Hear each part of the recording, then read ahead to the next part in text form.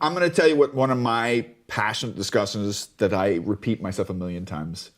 Sometimes I wonder if I just listen to myself. But when people ask me why I'm so passionate about PMOs, is because I'm in love with projects. I've always been in love with projects.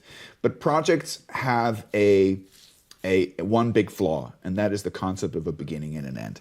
Which is, there's a justification and it's understandable, but the spirit and the design or the system behind the project is not something that should begin and end. It has a longer life cycle, right?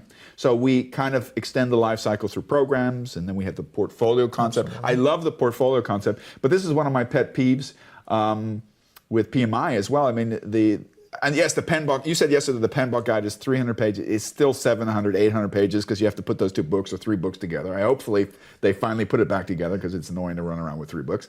But if you look at the standard for program management and portfolio management, I'm like, are you kidding me? It's like this. Now I can understand, I'm not judging in the sense that I don't understand how complex it is to actually write something and where do you start and how do you create the framework. But what my pet peeve is, people who want to understand, you're not going to get what you need from this, right? Which is also not the purpose of it, but maybe it should be. I often say why I think PMOs are so important, and there's many different types, operational PMOs, and some of them are, some project offices. There used to be a difference between project office and PMOs. People kind of lump that together. And then there's strategic PMOs, regional PMOs, executive PMOs, and then you might have a portfolio man. One of the things that I think is one of the higher service possibilities for, because I think what we're going for here is this discussion, why do board members still not appreciate what I call the gray workforce? My term for the gray workforce is the unseen people. I understand. I recently went to a concert and the sound engineer had a great t-shirt. We should have it for PMOs. And it said on it, sound engineer. You don't know what I do until I stop doing it. Right? And that's what we're talking about, perception of value. The problem with PMOs, a lot of people won't see what they did even after they're gone, and that is a problem. Absolutely. So this is when I talk to executives and I'm trying to tease them that they need to, open up and maybe listen to our culture and language a little bit. I said, listen, how many projects do you have in your organization? How many of them are external?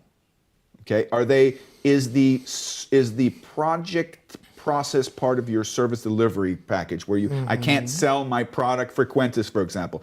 You can't just send the stuff in a box. You have to install it. You have to have professionals who show you and teach you, right? And is that also an extension of your business model? And the answer might be yes, yes, yes, yes. And then but the question is, how many projects do you have in your portfolio?